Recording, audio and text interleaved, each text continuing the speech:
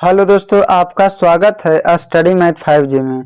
दोस्तों, इस क्लास में आज हम बात करने वाले हैं बाबू क्लास 10th का चैप्टर नंबर 1 के ऑल ऑब्जेक्टिव, जितने भी ऑब्जेक्टिव निकलते हैं हम सभी को कवर करने वाले हैं। ठीक है, इस वीडियो को आप लोग देख लेते हैं तो 2 से 4 नंबर आप सभी ऑब्जेक्टिव में बना सकते हैं। ठीक है, चलिए वीडियो को शुरू करते हैं। शुरू करने से पहले आप लोग इस चैनल को सब्सक्राइब नहीं किए हैं तो सब्सक्राइब कर दीजिए और दोस्तों के पास इस वीडियो को ज़्यादा से ज़्यादा शेयर जरूर कीजिए। ठीक है, क्योंकि बाबू 2024 के परीक्षा आने में बहुत ही कम समय है। ठीक है, इसलिए कि आप बहुत बेहतरीन तरीका से इन सभी का ऑब्जेक्टिव चैप्टर वाइज चैप्टर करना चाहते हैं या सीखना चाहते हैं और दोस्तों को सिखाना चाहते हैं तो इस वीडियो को ज़्यादा से ज़्यादा शेयर करें। ठीक है, चलिए वीडियो को शुरू करते हैं। यहाँ पे देखेंगे बाबू गोधीली भाग 2 को करेंगे। ठीक है, गद्य खंड। ठीक है, यहाँ पहला नंबर चैप्टर है श्री विभाजन और जाति प्रथा। श्री विभाजन और क्या है, जाति प्रथा है। श्री विभाजन और जाति प्रथा। ठीक है, इसमें देखेंगे 1 नंबर सवाल में है बुद्धिज्म एवं कम्युनिज्म किसकी रचना है। ये जो है बाबू भीमराव अंबेडकर की रचना है। किसकी रचना है, तो भीमराव अंबेडकर की रचना है। ठीक है, चलिए अब देखेंगे अगला सवाल। अगला सवाल देखिए बाबू का रहा हु आर शुद्राज किन की रचना है। तो हु आर शुद्राज जो है बाबू भीमराव अंबेडकर की रचना है। किसका रचना है, तो भीमराव अंबेडकर की रचना। ठीक है, अगला सवाल 3 नंबर है मानव मुक्ति के प्रोधा किसे कहा गया है।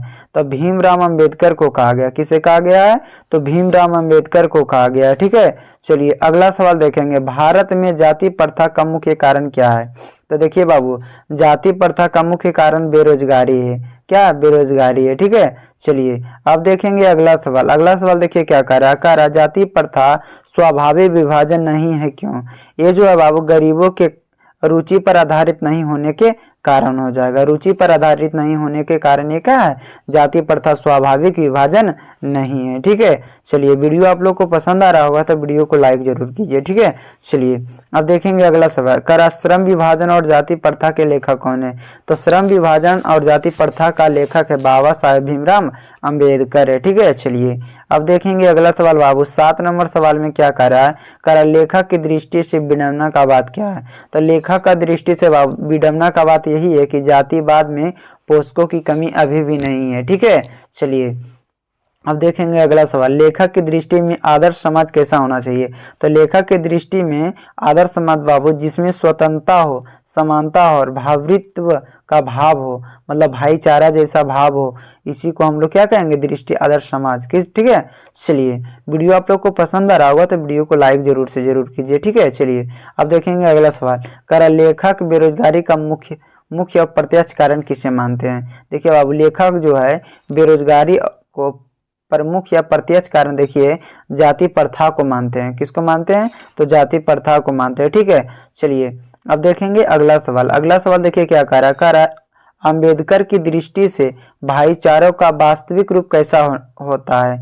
तो देखिए बाबू अंबेडकर की दृष्टि से भाईचारों का वास्तविक रूप होता है दूध और पानी के मिश्रण की तरह, दूध और पानी के मिश्रण की तरह होता है। ठीक है, चलिए अब देखेंगे अगला सवाल। अगला सवाल देखिए बाबू कह रहा है अगला सवाल कि भारतीय संविधान के निर्माण में महत्वपूर्ण भूमिका किसकी है।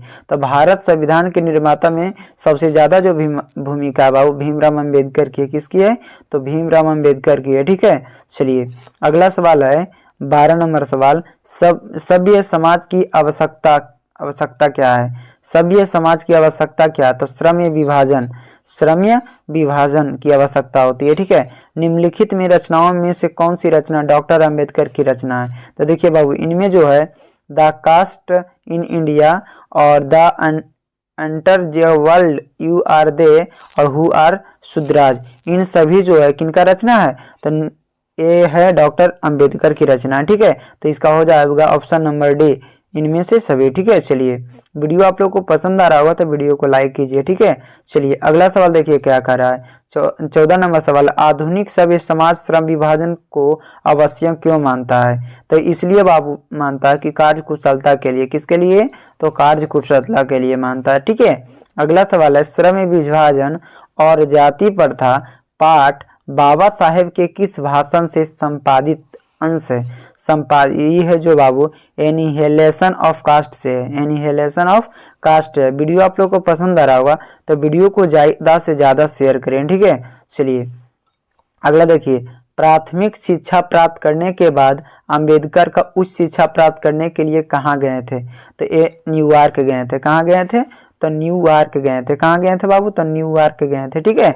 चलिए अगला सवाल है, अंबेडकर के चिंतन का रचनात्मक के लिए प्रेरक व्यक्ति कौन थे? तो देखिए था बुद्ध था, कबीर था, ज्योतिबा फुले थे। इन सभी में इनका प्रेरक व्यक्ति थे, ठीक है। चलिए जाति पाति तोड़क मंडल भाषण लाहौर में कब हुआ था? जाति पाति तोड़न मंडल भाषण लाहौर में कब हुआ था बाबू? तो हुआ था कब? 1936 ईस्वी में हुआ था। कब हुआ था? तो 1936 ईस्वी में हुआ था, ठीक है।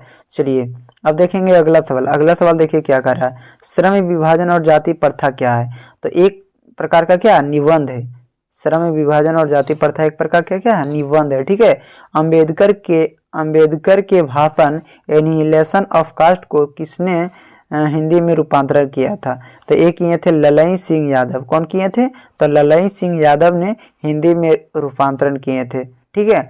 चलिए अब देखते हैं अगला सवाल। अगला सवाल देखिए क्या कर रहा है। अगला सवाल देखिए कर रहा है बाबू, कह रहा है क्या, अंबेडकर का जन्म किस परिवार में हुआ था? तो अंबेडकर का जो जन्म हुआ था ये कौन सा परिवार में हुआ था? तो दलित परिवार में हुआ था। किस में हुआ था?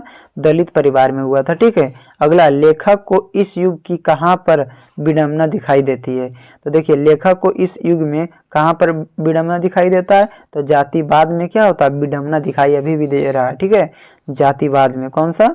तो जातिवाद में, ठीक है। चलिए वीडियो आप लोग को पसंद आ रहा होगा तो वीडियो को लाइक कीजिए, दोस्तों के पास शेयर कीजिए, ठीक है। ज़्यादा से ज़्यादा कीजिए। चलिए अगला सवाल है, डॉक्टर अंबेडकर की माता का नाम क्या था? तो डॉक्टर अंबेडकर का माता का नाम था कुंती बाई। कौन सा? तो कुंती बाई, ठीक है। अगला देखिए, अगला है बाबू, डॉक्टर अंबेडकर ने पीएचडी की उपाधि कब धारण की थी? तो पीएचडी का धारण किए थे 1914 ईस्वी में। कब किए थे? तो 1914 ईस्वी में डॉक्टर अंबेडकर ने पीएचडी की उपाधि धारण किया था, ठीक है। The caste in India their mechanism किनकी रचना है? तो भीमराव अंबेडकर की है। किसकी है? तो भीमराव अंबेडकर की है, ठीक है। आदर्श समाज स्वतंत्रता, समानता, भावृत्व पर आधारित होगा किसने कहा था? तो भीमराव अंबेडकर ने कहे थे। किसने कहे थे? तो भीमराव अंबेडकर ने कहे थे, ठीक है। चलिए अब देखते हैं अगला सवाल, पेशे का दोषपूर्ण निर्धारण करती है? तो प्रत्यक्ष। कैसा करता है? तो प्रत्यक्ष करता है, ठीक है। जाति प्रथा भारत में बेरोजगारी का एक कारण बनी हुई है। तो क्या? प्रत्यक्ष कारण बनी हुई है। कैसा कारण बनी हुई है? तो प्रत्यक्ष कारण बनी हुई है, ठीक है। चलिए अब देखेंगे अगला सवाल, 29 नंबर सवाल है, मूल नायक क्या है? तो मूल नायक क्या है? तो पुस्तक एक मूल नायक है, ठीक है। मूल नायक क्या है? तो आपको ऑप्शन में लिखा हुआ रहेगा बाबू पुस्तक, तो पुस्तक में मार देना है, ठीक है। चलिए अब देखेंगे अगला सवाल। अगला सवाल देखिए बाबू कह रहा है, आप लोग ध्यान से देखिए, 30 नंबर सवाल में, डॉक्टर भीमराव अंबेडकर की मृत्यु कब और कहाँ हुआ था? तो डॉक्टर अंबेडकर का मृत्यु जो हुआ था बाबू कहाँ हुआ था? तो हुआ था 1956 ईस्वी में दिल्ली में हुआ था। कहाँ हुआ था? 1956 ईस्वी दिल्ली में हुआ था, ठीक है। चलिए अब देखते हैं अगला सवाल, डॉक्टर भीमराव अंबेडकर का जन्म कहाँ हुआ था? तो डॉक्टर भीमराव अंबेडकर का जन्म कब में हुआ था? कब हुआ था? 14 अप्रैल 1891 ईस्वी में हुआ था, ठीक है। चलिए अब देखेंगे अगला सवाल। अगला सवाल है, डॉक्टर भीमराव अंबेडकर का जन्म कहाँ हुआ था? तो डॉक्टर भीमराव अंबेडकर का जन्म कहाँ हुआ था? तो हुआ था महू मध्य प्रदेश में। कहाँ हुआ था? महू मध्य प्रदेश में हुआ था, ठीक है। चलिए अब देखते हैं अगला सवाल, डॉक्टर अंबेडकर ने किस पत्रिका का संपादन किया था? तो डॉक्टर अंबेडकर ने जो है बाबू कौन सा पत्रिका का संपादन किया था? तो एक ये थे, कौन सा पत्रिका था? तो एक ये थे बहिष्कृत भारत का। किसका? बहिष्कृत भारत का, ठीक है। अगला सवाल है, भारतीय संविधान का निर्माता किसे मानते हैं? तो भीमराव अंबेडकर को मानते हैं। किनको मानते हैं? तो भीमराव अंबेडकर को मानते हैं, ठीक है। अगला सवाल है, डॉक्टर अंबेडकर का बड़व्य हिंदी में कितने खंडों में प्रकाशित हो चुकी है? तो 21 खंडों में प्रकाशित हो चुकी है। कितने खंडों में? तो 21 खंडों में प्रकाशित हो चुकी है, ठीक है। चलिए अब देखेंगे अगला सवाल। अगला सवाल देखिए बाबू, कह रहा है कि आधुनिक सभ्य समाज कार्यकुशलता के लिए किसे आवश्यक माना जाता है? तो श्रम्य विभाजन को। किसके? तो श्रम्य विभाजन को। डॉक्टर अंबेडकर का पिता का क्या नाम है? तो डॉक्टर अंबेडकर का जो पिता है उनका नाम है रामजी सकपाल। क्या है? तो रामजी सकपाल। डॉक्टर अंबेडकर का पिताजी का नाम है रामजी सकपाल। ठीक है, चलिए अब देखते हैं अगला सवाल। अगला सवाल देखिए बाबू क्या कह रहा है, जाति प्रथा श्रम्य विभाजन के साथ साथ किसका रूप लिए हुए है? तो देखिए बाबू, जाति प्रथा जो है श्रम के साथ किसका रूप लिए बैठा है? तो श्रम्य विभाजन का। किसका? तो श्रम्य विभाजन का। ठीक है, डॉक्टर भीमराव अंबेडकर ने किस प्रथा को आर्थिक पहलू से खतरनाक माना है? तो आर्थिक पहलू से भी खतरनाक जाति प्रथा को माना है। किसे माना है?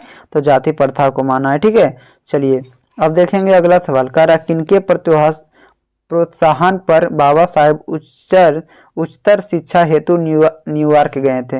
मतलब ऊंचा जो शिक्षा होता है उसे प्राप्त करने के लिए न्यूयॉर्क किनके प्रोत्साहन से गए थे?